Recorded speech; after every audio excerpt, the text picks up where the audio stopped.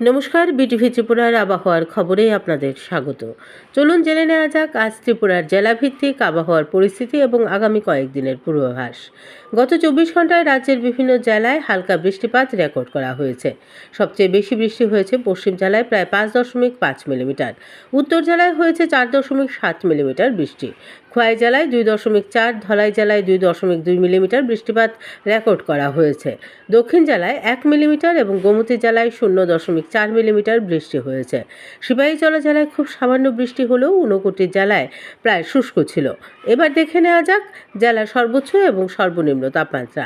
উত্তর জেলায় সর্বোচ্চ তাপমাত্রা ছিল 38 ডিগ্রি সেলসিয়াস, যা রাজ্যের মধ্যে সবচেয়ে বেশি।